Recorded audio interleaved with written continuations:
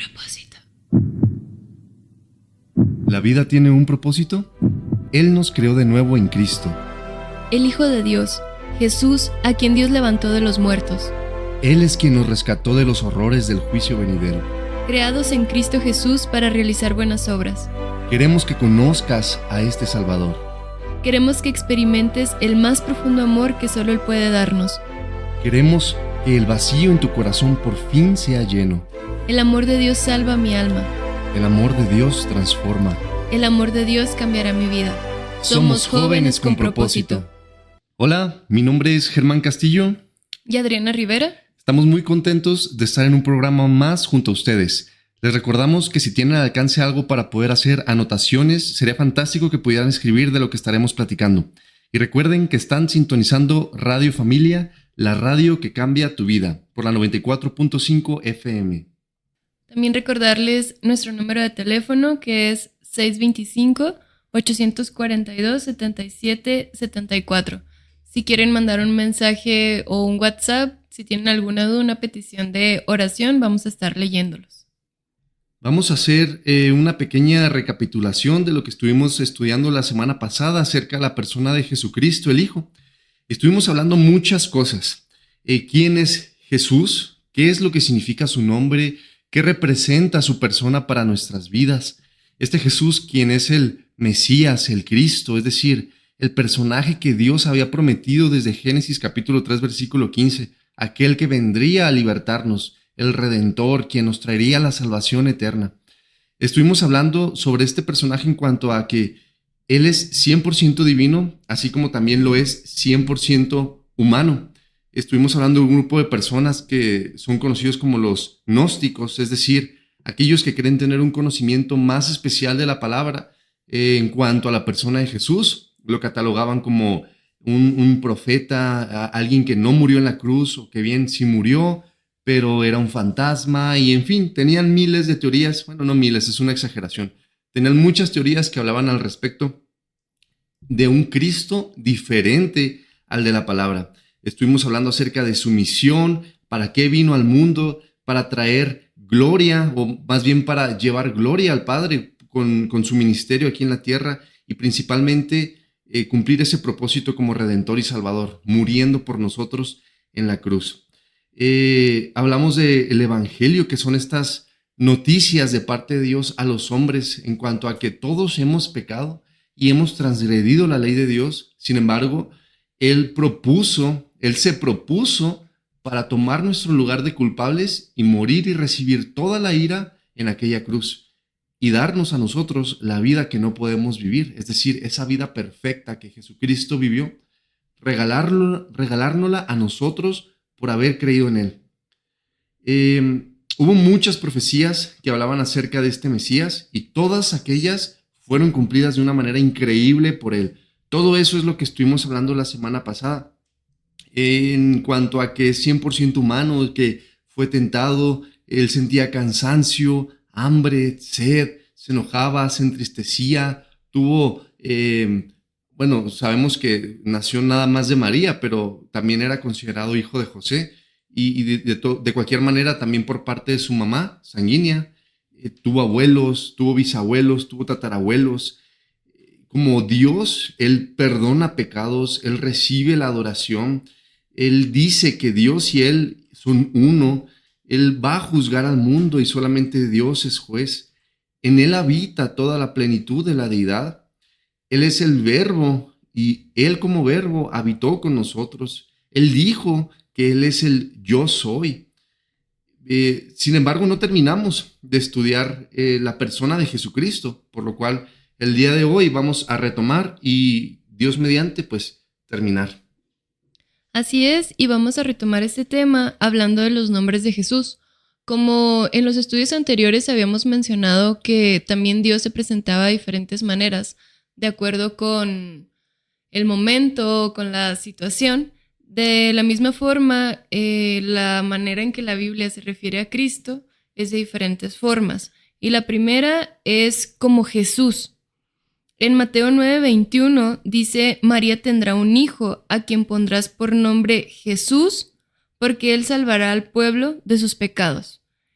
También en Mateo 1:23 se menciona de Cristo como Emmanuel y dice, una virgen concebirá y dará a luz un hijo y le pondrás por nombre Emmanuel, que esto significa Dios con nosotros. Si pudiéramos tener un estudio profundo de todo lo que abarca los nombres de Dios, pues es súper interesante y también es muy práctico para nuestra vida. Otra forma en que se le llama a Jesús es el verbo. En Juan 1:1 dice, en el principio era el verbo y el verbo era con Dios y el verbo era Dios. Y está hablando de Jesús. También se le menciona como Cordero de Dios. En Juan 1:29 dice, el siguiente día vio Juan a Jesús que venía a él y dijo, he aquí el Cordero de Dios que quita el pecado del mundo. Y esto es como lo habíamos mencionado anteriormente, solo estamos poniendo igual un versículo, sin embargo hay otras referencias dentro de la Biblia donde se le menciona de esta manera. Otra forma es pan de vida. En Juan 6:48, Cristo mismo dijo, yo soy el pan de vida. Otra forma viene en Juan 8:12, que es luz del mundo.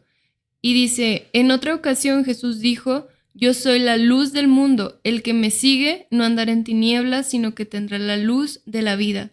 También se le llama príncipe y salvador. Hechos 5:31 dice, pero Dios por su poder lo ha exaltado y sentado a derecha como príncipe y salvador, dando a Israel la oportunidad de arrepentirse y que sean perdonados sus pecados. También se le conoce como mediador entre Dios y nosotros, el único mediador. En 1 Timoteo 2:5 dice, porque hay un solo Dios y un solo mediador entre Dios y los hombres, que es Jesucristo, hombre.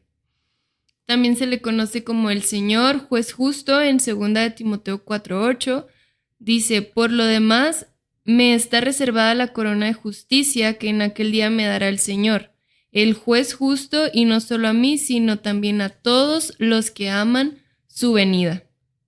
También lo conocemos como sumo sacerdote en Hebreos 4:14.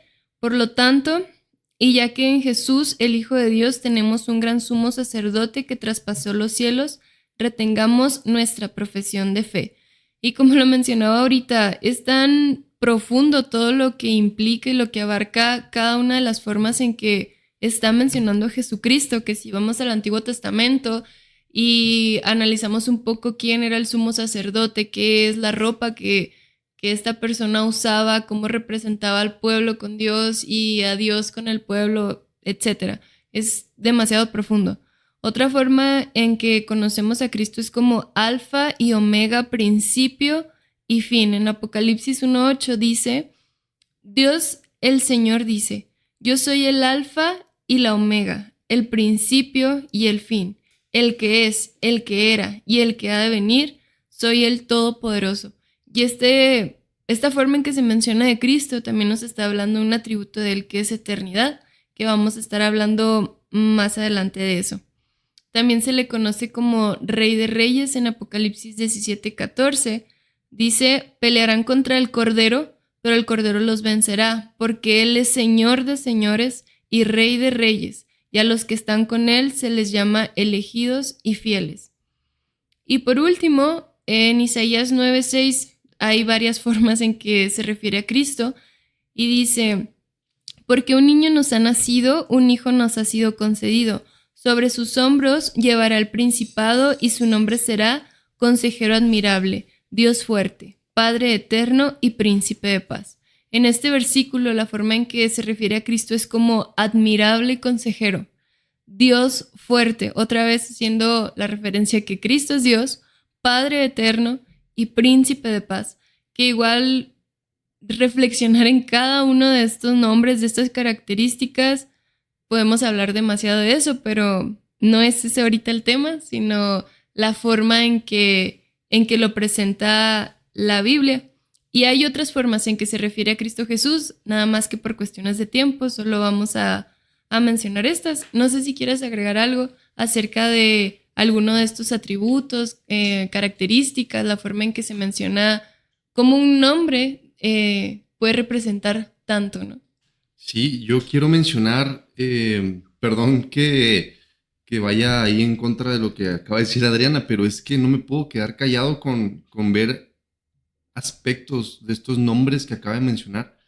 Porque si bien esos nombres reflejan su carácter, reflejan quién es él, no solamente es como un apodo o que a alguien se le ocurrió decirle así un día escribir, este Jesús, también le vamos a decir pan de vida. No, no, no, tiene que ver con su carácter. Y por ejemplo, siempre me llamó la atención el de Emanuel, porque yo me acuerdo que desde pequeño que llegué a leer en la Biblia eso, yo me preguntaba, bueno, ok, dice que se iba a llamar Emanuel, pero es que se llamó Jesús. Entonces, ¿qué pasó ahí? ¿Por qué no se llama Emanuel? ¿O por qué nadie lo llamaba Emanuel? No, oye, Emanuel.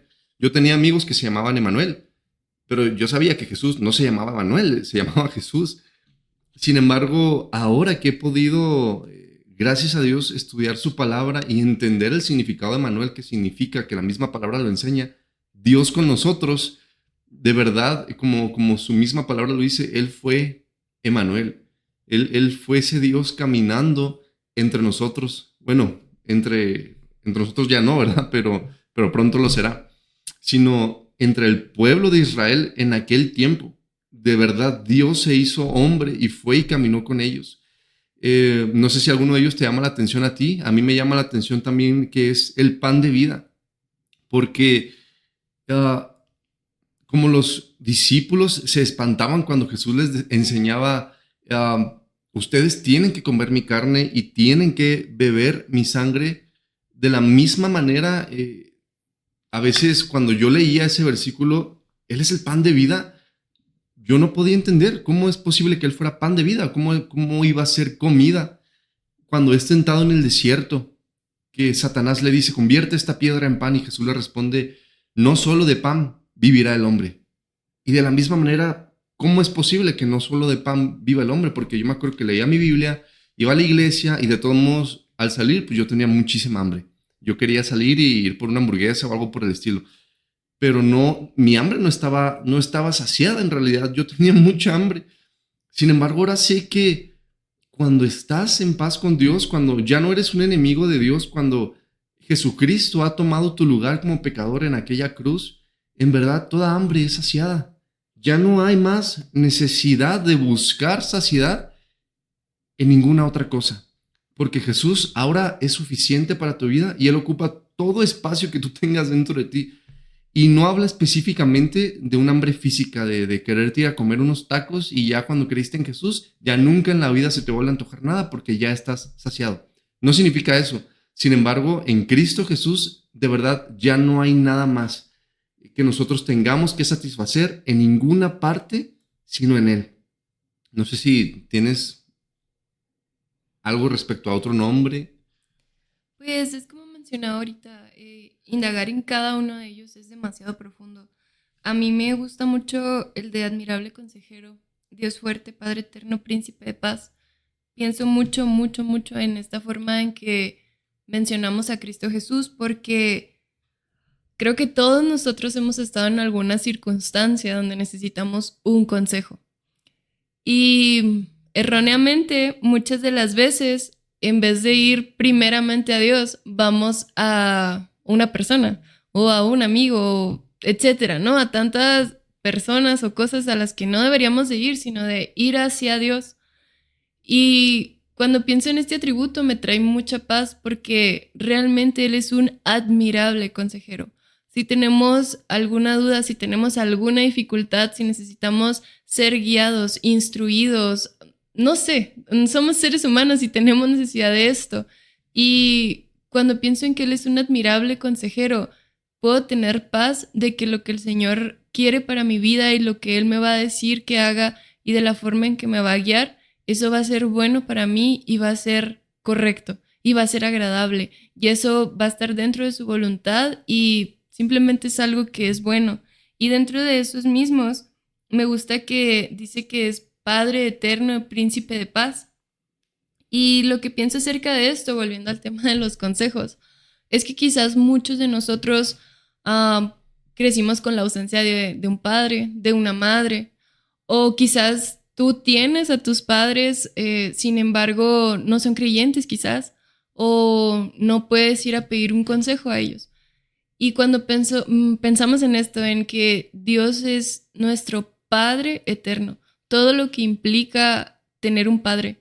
Y yo siempre junto estas dos formas en que se menciona de Cristo, porque esto trae tranquilidad a mi vida y me da un refugio donde yo puedo decir, Señor, tú eres mi Padre y como mi Padre, tú esperas cosas buenas para mi vida, como dice en Isaías, que sus caminos no los entendemos porque sus pensamientos son más grandes que los nuestros. Entonces, de la misma manera, no sé, como que yo siento que esos atributos van conectados. Igual el decir que es príncipe de paz.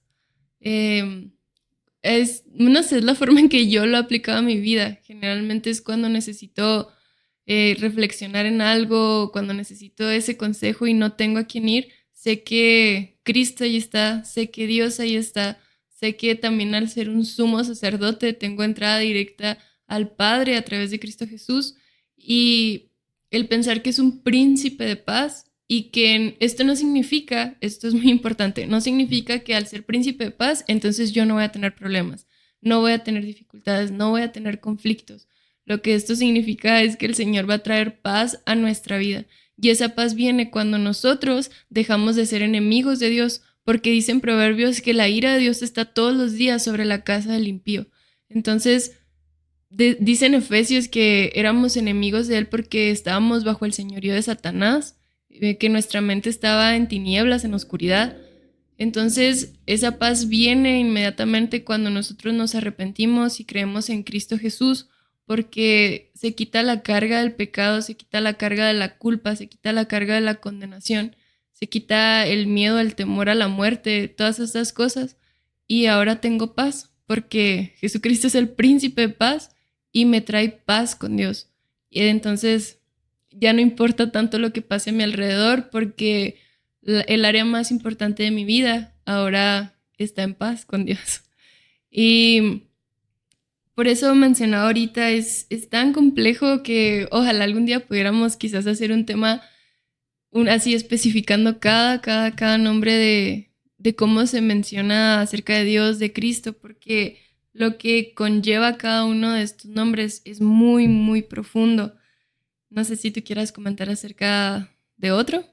No, pero antes de hablar del siguiente punto que tenemos preparado, sí, sí hay que ser muy conscientes de que a pesar de que Jesucristo representa todas esas cosas para nuestras vidas, es decir, la de cada ser humano, no importa si eres creyente o no creyente, Él es Señor, aunque tú no te rindas a Él. Él es Rey de Reyes, aunque tú no creas en Él. Él es admirable consejero, Dios fuerte, Padre eterno, príncipe de paz. Aunque tu vida demuestre que tú odias a Cristo, Él no deja de ser quien es porque lo rechazas. Entonces, Él es quien es a pesar de cada ser humano y para todo ser humano, porque su palabra dice que un día toda rodilla se doblará ante Él. No importa si crees o si no crees, Él es el Señor del universo, Él es el que creó todo lo que existe. Pero es bien importante que seamos conscientes de que ese Jesús, aunque suene muy bueno, como alguien con quien tú quieres estar, de verdad, si tú no le crees, si tú no, si tú no estás de su lado, pues pobre de ti, porque Él no deja de ser justo. Y Él es el juez que va a venir a juzgar a vivos y a muertos y a darles lo que les corresponda según hayan hecho en sus vidas. ¿Y qué pueden ofrecerle a Dios sino más que puras cosas pecaminosas, puras decisiones pecaminosas? Entonces, no puedo atribuirle a Jesucristo y decir, es que tú eres el Señor de mi vida, tú eres la luz del mundo, el pan de vida, pero yo voy a hacer lo que yo quiera hacer. Yo voy a vivir como yo quiera vivir. Tú eres bueno y me cuidas y me amas, pero mi vida yo la manejo. Yo tomo las decisiones como yo crea que son convenientes para mí, lo que nos lleva al siguiente punto, que es, bueno, Adriana quiere comentar algo. Lo que mencionabas es uno de los versículos que mencioné en 2 Timoteo 4:8, que dice: por lo demás me está reservada la corona de justicia que en aquel día me dará el Señor, el juez justo, y no solo a mí, sino también a todos los que aman su venida. Entonces, creo que la mayoría de estos nombres son muy relacionales hacia el converso, hacia la persona que ha conocido a Cristo, hacia la persona que se ha arrepentido. Como mencionaba ahorita, es un príncipe de paz porque ahora yo tengo paz con Dios.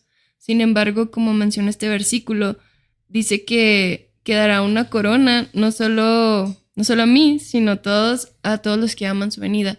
Y esto creo que es una buena pregunta para toda aquella persona que ya sea que vaya a una iglesia o no, y preguntarse: ¿realmente yo amo la venida del Señor? ¿Realmente yo deseo la venida del Señor? ¿Realmente yo puedo decir Maranata, que el Señor venga, que el Señor regrese? ¿Realmente yo quiero que el reino de Cristo sea establecido en esta tierra? Y ahora, como dice en Mateo, que vamos, el que tiene hambre y sed de justicia, que vemos todo lo que pasa alrededor y que realmente deseamos que Cristo venga a poner orden, que Cristo venga a reinar. Y porque esto nos habla de la condición de nuestro corazón. Si yo no amo la venida del Señor, si yo no deseo que Cristo regrese, pues entonces hay un problema muy grave. Porque, pues, ¿para qué quieres leer la Biblia? ¿Para qué quieres orar? ¿Para qué quieres ir a la iglesia? ¿O estar en la alabanza? ¿O servir en cualquier ministerio? ¿O cualquier cosa que tenga que ver con la vida de iglesia? ¿Para qué quieres hacerlo si realmente no deseas pasar tiempo con Dios una eternidad? Entonces, muchos de los atributos que Cristo, de los que mencionamos ahorita, creo que están relacionados principalmente con la persona que ha creído en Él como el Mesías, como el Salvador, como Señor, como Dios eterno. Y muchos otros, claro, que están relacionados con la justicia de Cristo, como por ejemplo Rey de Reyes, Señor de Señores. Esto está hablando que está por encima de cualquier autoridad terrenal, que está por encima de cualquier presidente, que está por encima de cualquier persona que se crea superior. Cristo está por encima. Cuando nos habla de que es un juez justo, que es el alfa y el omega, el principio y el fin.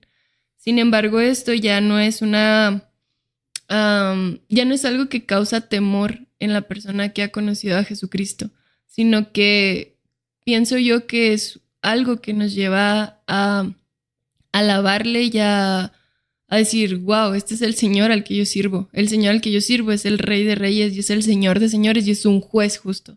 Sin embargo, este Señor, ahora en mi vida, dice en 1 Juan 2, ¿qué abogado tenemos para con el Padre? A Jesucristo el justo. Y es otra cosa que podríamos hablar de Cristo, que es un abogado y que es un Jesucristo justo. ¿Cómo puedo tener un abogado justo si yo soy un pecador? Sin embargo, Cristo dio su vida por nosotros y ahora esos atributos, en vez de causarme temor, me causan admiración cuando yo realmente he conocido a Jesucristo. Entonces, si en la vida de una persona esto sigue causando un miedo no reverente, sino un miedo de ¿qué va a pasar conmigo? Como ¿a dónde voy a ir? O ¿qué miedo? Entonces es un punto para analizar y pensar: bueno, ¿en dónde estoy parado yo? ¿Realmente tengo fe o no tengo fe? ¿Realmente creo que Jesucristo es suficiente para perdonar mis pecados pasados, presentes y futuros? Porque aunque te conviertas o si te convertiste, vamos a seguir pecando hasta que moramos. Entonces eso es una cuestión que no se puede quitar. Sin embargo, abogado tenemos para con el Padre, a Jesucristo el justo. Y el que diga no tener pecado hace a Dios mentiroso. 1 Juan. Sí, a mí, no sé si te ha tocado poner atención en las personas que hablan del libro de Apocalipsis o Revelaciones. Como muchas personas se expresan de ese libro con miedo. Como, no, es que yo no leo Apocalipsis porque a mí me da miedo leerlo.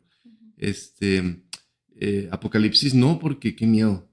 Y ahora que estamos del lado de Cristo, ¿cómo no voy a leer Apocalipsis? Si, ok, a lo mejor cada vez que escucho a alguien predicar de Apocalipsis, alguien lo predica diferente, porque tiene mucho simbolismo, tiene mucho misterio, porque es una profecía futura, no se ha cumplido, no podemos conocerla al 100%, es algo que no ha pasado. Está muy velada la situación de Apocalipsis, pero algo sí sabemos al leer Apocalipsis y es que Jesucristo gana y nosotros ganamos junto con Jesucristo. Entonces, mientras muchos llegan a aterrorizarse al leer ese libro acerca del futuro, a nosotros nos causa gozo y regocijo saber en dónde vamos a estar mientras esas cosas terribles estén sucediendo en la tierra. Y es que las muchas buenas noticias que son para los hijos de Dios son noticias terribles para los incrédulos. Y aún a pesar de ello, hoy tienes el tiempo, estimado oyente, de venir a Cristo Jesús, de encontrarte con la gracia de nuestro Señor y ser parte de la familia en la fe. Simplemente por creer en su nombre y por confesarlo como el dueño de tu vida, entonces el Espíritu Santo viene a morar en ti, produce un fruto espiritual evidente para las personas que te rodean y aparte tienes el honor increíble de poder compartir con otros lo que hace en tu vida. Y eso es totalmente maravilloso. De hecho, aunque el tema de hoy no es el libro de Apocalipsis, pero ya que se tocó el tema, algo que yo veo en Apocalipsis más que nada es misericordia y gracia. Porque, y también la necedad del corazón humano, porque en ese libro sí pasan muchas cosas y hay juicio, pero siempre vemos cómo el Señor da un periodo de gracia donde está dejando que se arrepientan. Sin embargo, dice que blasfeman en contra de Dios. O sea, están en medio de un caos y dice que están blasfemando en contra de Dios. Entonces, sí está trayendo Dios justicia y la va a traer porque Él es un Dios justo. Sin embargo, también vemos cómo el corazón humano es necio y es duro, porque en medio de esos periodos, y yo pienso, están pasando tantas cosas cuando leemos Apocalipsis, que si tú ves que algo está cayendo del cielo y se está cumpliendo toda la profecía y aún así no creer, pues eso ya es una necedad. O sea, ya es como dicen Romanos, que el corazón está totalmente endurecido. Entonces, aún en medio de eso vemos cómo el Señor extiende gracia y extiende misericordia para arrepentimiento. Sin embargo, el humano decide decir, no quiero nada contigo, Dios. Sí, es muy penoso. Ahorita veníamos de camino, Adriana y yo, y estábamos platicando acerca de la necedad del corazón del ser humano. Y entre bromas y hacíamos una imitación de alguien predicándole a otra persona. Oye, eres un pecador, pero Jesucristo te ama tanto que Él tomó tu lugar en la cruz y Él te da perdón y vida eterna si tú le crees. Y la persona contestaba, ay, sí, no, eso es para tontos. Y, y luego imaginábamos que hay una multitud de ángeles ahí observando la situación y todos se toman de la frente así como, ay, no, pero qué necios son los seres humanos. Bueno, esa es una situación nada particular de una persona, es algo general. Toda la humanidad tiene esa tendencia hasta que el Señor despierta en fe tu oído para que escuches su voz y entonces prestes atención al mensaje, que es tan maravilloso. Pero bueno, relacionado con todo lo que acabamos de decir, el siguiente punto es el señorío de Jesús. Es decir, la gobernancia que Él tiene, la legítima capacidad o derecho como rey, como soberano del universo. Y no estoy hablando nada más de planetas, estrellas, el mar, los bosques, las montañas, sino de cada ser humano, de cada criatura. Y a esto muchas personas, pero muchas personas, dicen que Jesús es su Salvador. Dicen que Jesús es su Señor. Pero es que es muy diferente a lo que realmente significa la palabra Señor. No puedes decir que Jesús es tu Señor si no vives en obediencia a su palabra. Y ojo, con esto yo no quiero decir que tú puedes alcanzar la salvación obedeciéndole. Eso es una herejía completamente. Si tú crees esto vas a ir al infierno, más vale que te arrepientas.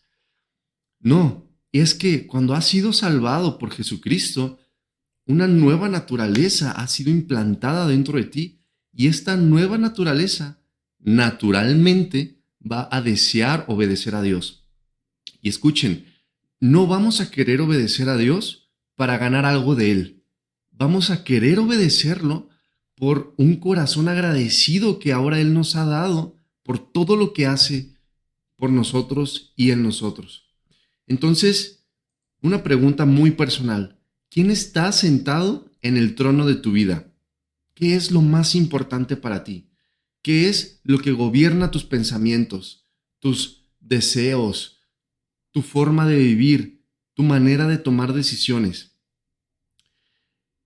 Punto número 1 puede ser el tiempo. Si me pueden acompañar a Primera de Pedro, capítulo 1, versículo 17 al 19. Dice: y si invocáis por Padre a aquel que sin acepción de personas juzga según la obra de cada uno, conducíos en temor todo el tiempo de vuestra peregrinación, sabiendo que fuisteis rescatados de vuestra vana manera de vivir, la cual recibisteis de vuestros padres, no con cosas corruptibles como oro o plata. Es decir, ¿fuiste rescatado por Jesucristo? ¿Invocas por Padre, es decir, llamas en favor tuyo a Dios como un Padre que te cuida, como un Padre que te ama? Ok, muy bien. ¿Tu vida refleja que has sido rescatada entonces por Cristo Jesús? ¿Tu vida refleja que ya no es una vida vana que persigue lo material, que simplemente está enfocada en las cosas que ofrece este mundo, que se pudren, que se descomponen y que un día van a dejar de ser? Gloria a Dios si así es. La cosa es que no siempre es así. Es fácil llamar a Jesús nuestro Señor. Es fácil llamar a Jesús nuestro Salvador. Es fácil mirar al cielo y decir, Padre mío, Padre mío. Pero nuestra vida refleja que somos sus hijos. Nuestra vida refleja esta nueva naturaleza. Nuestra vida refleja que efectivamente Jesucristo es el Señor de nuestras vidas, el que tiene el timón de todas nuestras decisiones. Hay que meditar en ello. Pero antes de pasar al siguiente punto dentro de esta pregunta, ¿quién está sentado en el trono de tu vida? Me gustaría que tomáramos un pequeño descanso con una alabanza y volvemos en unos minutos. Continuando con lo que estuvimos hablando hace un rato, la pregunta, ¿quién está sentado en el trono de tu vida? Estoy mencionando el primer punto de los que quiero comentarles, que es el tiempo. Leímos 1 Pedro capítulo 1, versículo 17 al 19, y es que, ¿por qué el tiempo? El tiempo será eso que está en el trono de nuestras vidas, es decir, lo que yo invierto en mis horas del día refleja el amor que tengo por Cristo Jesús, refleja que tengo un hambre por conocerlo más, refleja que tengo una necesidad grande de ser cada vez más, iba a decir consumido, pero se me hace que no es la palabra correcta, satisfecho con su amor. De manera que mis horas procuro ocuparlos en su obra, en el conocimiento de quién es Él y qué significa esto para mi vida. El segundo de estos puntos son las acciones. Para ello me gustaría leer Lucas capítulo 6, versículo 46. Dice, está Jesús hablando. ¿Por qué me llaman Señor y no hacen lo que les digo? Es decir, ¿quién ocupa el trono en mi corazón, en mi vida? ¿Mis acciones están reflejando que este Jesucristo es mi Señor? ¿O simplemente le digo Señor? Porque ahí en la iglesia, donde un montón de gente va y se congrega, lo llaman Señor. Y como yo voy ahí desde chiquito, entonces yo también le digo Señor. No es así. El nombre de Señor a Jesucristo no es algo que se hereda. No porque mis papás le decían Señor, yo le voy a decir Señor. O porque mis amigos le dicen Señor, yo le voy a decir Señor. O porque estoy en un ministerio, le voy a decir Señor. Es más, porque soy pastor, le voy a decir Señor. Si no he conocido a Jesucristo, entonces mi vida no refleja ningún tipo de conocimiento de esto. No puedo decirle Señor. No debería decirle Señor a alguien a quien no obedezco, a alguien a quien no deseo, a alguien que no tiene el trono de mi vida. Entonces, mis acciones deben de reflejar que Jesucristo es el Señor si yo lo llamo de esa manera. Y es que tenemos un serio problema con la religión, porque cualquiera puede ir a una iglesia y llevar ahí 2, 3 domingos y ya haberle caído bien a algunas personas y por cultura comenzar a llamarse cristiano. Cualquiera puede hacerlo, cualquiera. Pero producir fruto espiritual es una situación completamente diferente. ¿Por qué? Porque eso no lo puedes producir con tu esfuerzo. No lo puedes producir con echarle ganas. Eso no existe en el reino de Dios. No te puedes robar la gloria de Jesucristo. Las obras buenas que producimos cuando creemos son consecuencia de Él mismo. Él las produce en nosotros. Ni siquiera tenemos parte en ello. Así de inútiles somos todos nosotros. Pero gloria damos a Dios por Jesucristo. Porque en Él, si algo bueno podemos ofrecerle a alguien, es simplemente un producto de lo que Jesús hace en nuestras vidas. El siguiente punto son los pensamientos y las palabras. Segunda de Corintios capítulo 10, versículos 4 al 5 dice: porque las armas de nuestra milicia no son carnales, sino poderosas en Dios para la destrucción de fortalezas, derribando argumentos y toda altivez que se levanta contra el conocimiento de Dios y llevando cautivo todo pensamiento a la obediencia a Cristo. Entonces, de la misma manera que los puntos anteriores, ¿son tus pensamientos y tus palabras un reflejo de que Jesucristo es el Señor de tu vida? A lo mejor dices: yo no digo disparates, yo no hablo malas palabras. A lo mejor yo no me junto con personas que su vocabulario es muy grosero y decir, bueno, entonces yo soy muy moral, soy muy ético, soy muy piadoso. Pero te encanta el chisme. Te encanta andar contando por ahí mentiras. A lo mejor te juntas con un montón de personas que se la pasan hablando a espaldas de otros cosas de sus vidas. Oh, ya se ven las cosas un poquito diferente, ¿no lo crees? O cuando nadie te está viendo, ahí, en tus pensamientos, donde crees que nadie puede enterarse de lo que está pasando dentro de tu cabeza. Recuerda que Dios es omnipresente y tu cabeza no es la barrera de Dios. Aún tus pensamientos son completamente conocidos por Él. Entonces, ¿son tus pensamientos y tus palabras un reflejo de que Jesucristo es tu Señor? Porque para un hijo de Dios son los pensamientos aún agradables o deben de ser agradables para Él. Y las palabras, ni se diga aún más. ¿Por qué? Porque con ella nosotros llevamos la espada que es la palabra para poder dar el mensaje de salvación a otras personas. ¿Es Jesucristo el centro de tu conversación cuando estás con tus amigos, cuando estás ahí en la reunión de jóvenes, cuando estás en la reunión de matrimonios, cuando estás en, no sé, en cualquier reunión? ¿Jesucristo reina sobre tu conversación? ¿O simplemente es un tema que se queda dentro de la iglesia para no volver a aparecer hasta la siguiente semana? Es una experiencia terrible y lo puedo decir de primera mano como joven. Tengo 26 años, sigo siendo joven. Cuando me junto con otros jóvenes a lo largo de mi vida desde que voy a una congregación, es rarísimas las ocasiones en donde en esas reuniones Jesucristo es el centro de atención, pero raro. Y no por ello quiero decir, no, es que si no dejas de hablar de Jesús, ya eres un pecador y te vas a ir al infierno. No, claro que no. No somos salvos por obras, somos salvos por gracia en Cristo Jesús. Pero si has sido salvado, entonces tú vas a tener el deseo de que Jesucristo sea el Señor de tu vida. Así que a donde quiera que tú reúnes, que con cualquier persona con la que quieras estar, tú vas a desear hablar con esa persona de las maravillas de Jesucristo, de lo que hace en tu vida, de sus planes, de sus promesas, de lo increíble que Él es, de cuánto amor Él te deja experimentar en Él. O vas a las reuniones y te cae mal la persona que está hablando de Jesús. Vas a las reuniones de jóvenes de una iglesia y piensas, ay no, ahí viene este que se la pasa hablando de Jesús. ¿No tuvimos suficientes ya con la prédica? Ay, querido hermano, querido pariente en Adán, si tu pensamiento es de esa manera, hay una alerta roja en tu vida y arrepiéntete de tus pecados, porque si Jesucristo no es lo que más deseas en tu vida, hay problemas serios, El último punto que quiero compartir al respecto sobre el trono de tu corazón son las posesiones. los bienes. Acompáñenme a leer Filipenses capítulo 3, versículo 8.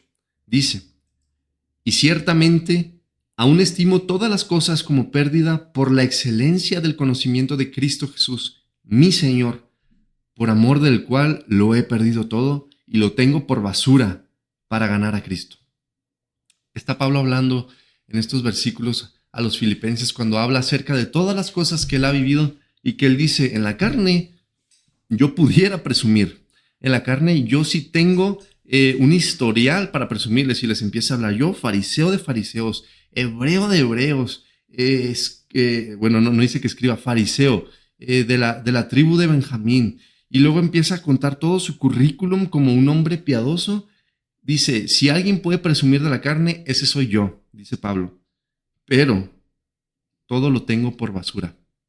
Ahora, esta pregunta es para también, para ti. Las cosas materiales, tus títulos, tu profesión o profesiones, lo que sabes hacer, los bienes que has acumulado o lo que deseas acumular, tus sueños, tus metas, el carro, la casa, no sé, las vacaciones que tienes programadas. Todo eso está por debajo de Jesucristo. O Jesucristo está por debajo de todas esas cosas. Es algo que tenemos que preguntarnos seriamente. Porque como joven, que me toca convivir con muchos jóvenes, aunque vayan a la iglesia, desgraciadamente su vista está puesta en la tierra. Sus afanes, su ansia, su ansiedad, sus preocupaciones siempre es aquí en la tierra. Es que la universidad, es que el trabajo, es que el futuro, es que, y no hay paz en su corazón. ¿Por qué? Porque no pueden confiar en Dios. Sus preocupaciones son tantas aquí en la tierra que les quita todo el peso de lo que Jesús quiere hacer en sus vidas. De la misma manera, no importa si eres niño, no importa si eres anciano, es exactamente lo mismo. Tus posesiones, ¿hacen a un lado a Jesucristo de tu corazón? ¿O es Jesucristo aún más importante? Recuerda que un día todo aquí en la tierra se acabará. Todo por lo que tú te esforzaste, los trabajos, los salarios, la herencia, los terrenos, los automóviles, todos los sueños que tú tienes en este momento, tiene fecha de caducidad. Un día va a terminar. Y oh sorpresa, si tú solamente te esforzaste en esas cosas, cuando cierres por última vez tus ojos en este mundo y los abras frente a tu Creador, no vas a tener ninguna excusa que presentarle. Cuando Él te diga, ¿por qué? ¿Dónde está esa evidencia de que creíste en mí? ¿Dónde está esa evidencia de que según tú teníamos una relación tú y yo? Apártate de mí, yo no tengo idea de quién seas. Amárrenlo y aviéntenlo a ese lugar tenebroso y de tinieblas. Tienes una oportunidad ahora en Cristo Jesús de, como Pablo, decir, lo tengo todo por basura porque Cristo Jesús es mucho más importante para mí, mucho más importante que mi universidad, mucho más importante que mi buen empleo, mucho más importante que mi buen negocio, mucho más importante que los sueños que yo tengo en el futuro. Cristo es más valioso para mí. Este punto me recordaba 1 Timoteo 6, que dice, pero gran ganancia es la piedad acompañada de contentamiento, porque nada hemos traído a este mundo y sin duda nada podremos sacar. Así que teniendo sustento y abrigo, estemos contentos con esto. Y este punto es muy importante porque el Señor en ninguna parte prometió que íbamos a ser ricos. Y aún Jesús lo dijo, ¿no? Que pidiéramos simplemente nuestras necesidades y Dios las iba a cubrir. Y realmente cuando vemos a nuestro alrededor, la mayoría de nosotros tenemos mucho más que nuestras necesidades cubiertas. Porque nuestra necesidad es un abrigo, es comida, es agua. Y hasta ahí. Sin embargo, si tú ya eres una persona que tiene un celular, si eres una persona que puede transportarse en el camión, eso ya es un lujo, porque eso no es una necesidad. Y la palabra dice aquí que tengamos contentamiento. Dice en el 9, porque los que quieren enriquecerse caen en tentación y lazo y en muchas codicias necias y dañosas que hunden a los hombres en destrucción y perdición. Porque raíz de todos los males es el amor al dinero, el cual codiciando algunos se extraviaron de la fe y fueron traspasados pasados de muchos dolores. Y es una forma en que podemos pues analizar, reflexionar nuestra vida, que al menos a mí me ha servido, ¿no? Cuando quiero analizarme, tengo que tocar estos puntos y decir, bueno, ¿cómo está siendo mi relación con el dinero? O creo yo que el dinero es mío porque yo trabajo por él y estoy desechando que Dios es el que me dio el trabajo y que Dios es el que me da la capacidad, el talento, la fuerza, la salud y todo lo que tengo gira en torno a Dios. Entonces, o no sé, cómo utilizo mi dinero, en qué lo invierto, cómo utilizo el carro que el Señor nos ha dado, la casa que el Señor nos ha dado, la comida que tenemos, cómo compartimos esa comida con los demás quizás. Entonces es un buen punto para analizarnos, al menos así ha funcionado en mi vida, y saber cómo está mi relación con Dios. Preguntarme, bueno, ¿cuál es la relación que tengo en este punto con el dinero? Y si es una mala relación, debemos arrepentirnos, ir al Señor y decirle, Señor, perdóname y sé tú el centro de mi vida, sé tú mi gran amor, sé tú lo que yo realmente más deseo, más anhelo y dame hambre de ti, dame hambre de buscarte, de escucharte, de conocerte más. Sí, respecto al dinero, quiero mencionar otra cosa, pero respecto al dinero, si tú, estimado oyente, tienes una sensación, una emoción de enojo contra nosotros cuando tocamos el tema del dinero, hay un problema. Y tú tienes el problema. Debes arrepentirte, porque entonces el dinero es el Señor de tu vida. Entonces, dicho eso, también quería mencionar otra cosa, que hablamos de bienes materiales, pero sería bien también mencionar que también personas pueden ocupar el trono de tu vida. Es más, tú mismo puedes ocupar el trono de tu vida. Es decir, yo necesito verme bien siempre. Necesito estar bien siempre. Necesito que la gente me vea bien siempre. Entonces, pues tú eres tu propio Dios, ¿no? Vives para ti, trabajas para tus necesidades, para tus sueños, para tus anhelos. Tú eres tu Dios. Sin embargo, por ejemplo, no sé, eres un joven, tienes novio, tienes novia, pero dices que eres cristiano. Sin embargo, desde que tienes novio y tienes novia, ya no lees tu Biblia, ya no tienes tanto gusto por ir a la iglesia, a lo mejor ya estás fornicando con tu novio o con tu novia, pero eso no te preocupa tanto. ¿Por qué? Porque eres feliz, te sientes a gusto, ya Dios vendrá después, ¿no? Ya tendrás tiempos después para poder disfrutar de la presencia de Dios, pero en este momento tú estás disfrutando de otras cosas. ¿Es el Señor el rey de tu vida? O a lo mejor eres papá o eres mamá. ¿Son tus hijos el trono de tu vida? ¿Tus hijos están por encima de Jesucristo? ¿Tu pareja está por encima de Jesucristo? Debemos ser cautelosos, hermanos, en que estemos siempre prevenidos de no estar siendo acechados por alguna área de nuestras vidas que pueda hacernos caer o tropezar, y peor aún, hacer que otras personas también caigan. Vamos a tocar otro tema, otro punto, que son características de un discípulo, porque como estaba mencionando Germán, está hablando del señorío de Cristo, que en este señorío, cuando nosotros le invocamos como Señor, pues debemos de reflejar obediencia a su palabra, a quien Él es. Pero entonces está la contraparte. ¿Cuáles son las características de un discípulo? Número 1, permanecer en su palabra. Juan 8:31 dice, entonces Jesús dijo a los judíos que habían creído en Él, si ustedes permanecen en mi palabra, serán verdaderamente mis discípulos. Y este es un tema que habíamos tocado en Arraigados, que debíamos de permanecer en la palabra y la mayoría de ese punto pues estaba relacionado con escuchar la palabra, leer la palabra, memorizarla, aplicarla, etc. El segundo punto es el amor unos por los otros. Juan 13:35 dice, en esto conocerán todos que ustedes son mis discípulos si se aman unos a otros. Y este punto es tan importante porque es otra forma en que podemos analizarnos a nosotros y pensar cuánto estoy amando a las personas, cuánto estoy amando a la iglesia, al cuerpo de Cristo. Porque en esto yo voy a reflejar si soy un discípulo de Jesucristo o no. Si no tengo amor, si no puedo dar ese fruto, pues entonces simplemente no soy hijo y se acabó. Sí, ese punto en lo personal se me hace que es muy común con que todos batallemos en ese punto. ¿Por qué? porque tiene que ver en las relaciones que hay entre las personas y siempre va a haber fricción entre las personas, siempre va a haber fricción. No esperes, si tú tienes la idea de encontrar una iglesia donde todo sea hermoso, donde no tengas problemas con las personas, donde nadie se ofenda, donde no existan los chismes, donde, no sé, mil problemas que hay, te prometo que no la vas a encontrar, al menos no en este siglo. Y por siglo me refiero antes de la venida de Jesús. No lo vas a hallar.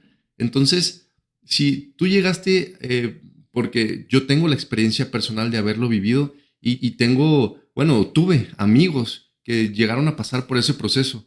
Un proceso donde sales lastimado de alguna congregación. Créeme, y de primera mano te puedo decir que sé que se siente.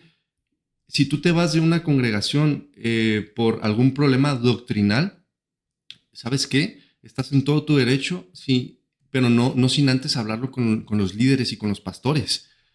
Enfrentarlos, ¿no? Y decirles, oigan, esto que están haciendo no está bien. Bíblicamente no es correcto. Y si no quieren arrepentirse, bueno, entonces vete de la iglesia y congrégate en un lugar donde tengan doctrina sana. Pero si tú te vas porque alguien te ofendió o porque alguien te lastimó y no regresas, y también lo digo de manera personal, entonces, así como me pasó a mí alguna vez en mi vida, tienes un problema en tu corazón y debes arrepentirte en el Señor, porque sé que hay muchas personas así en esta ciudad pequeña, imagínate ahora en una ciudad grande, ¿no? Es un problema de los cristianos en todo el planeta. No crean nada más que sucede nada más a ti, que te está pasando solamente a ti y que el resto de los cristianos viven de manera increíble. No. Eso pasa muy, pero muy seguido. Y aquí un servidor pues ha vivido también ese proceso. Pero déjame decirte una cosa. Yo caí en el error de culpar a las personas cuando el único culpable era yo por no poner mis ojos en Cristo Jesús. Así que vas a encontrar fricción con las personas a donde quiera que vayas, en cualquier iglesia a la que te congregues. Así tengan 10 congregantes como 5,000. Vas a tener siempre algún problema con alguna persona. ¿Por qué? Porque somos todos pecadores. He aquí la oportunidad que el Señor nos da para perdonarnos, para ser pacientes, para soportarnos unos a otros, para orar unos por otros. El siguiente punto en el que podemos ver si somos un discípulo de Cristo es llevar fruto. En Juan 15:8 dice, en esto es glorificado mi Padre, en que lleven mucho fruto y sean así mis discípulos. Y para llevar fruto, pues hay que estar apegados a la vid, a Cristo Jesús. Y este punto muchas veces me tocó escuchar que lo malinterpretaban y que me tocó escuchar enseñanzas donde cuando hablaban del fruto hablaban de ministerios, como obras, como tu fruto es en cuántos ministerios estás involucrado en la iglesia. ¿Qué haces por los pobres? ¿Y qué haces por la gente que está en el hospital? ¿Y cuántas veces llevas comida?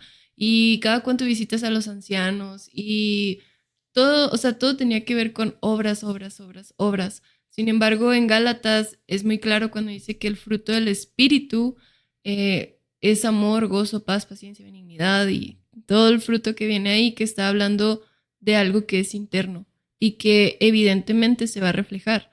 Porque, como decía Germán, el fruto del Espíritu está relacionado principalmente con la forma en que nos llevamos con los demás. Voy a demostrar ese fruto teniendo paciencia, teniendo amor, teniendo gozo, etc. Entonces, llevar fruto está mal interpretado el pensar que son obras. No sirve de nada que estemos involucrados en toda la iglesia, en todas partes, afuera y adentro, si nuestro carácter no se está transformando a la medida de Cristo Jesús.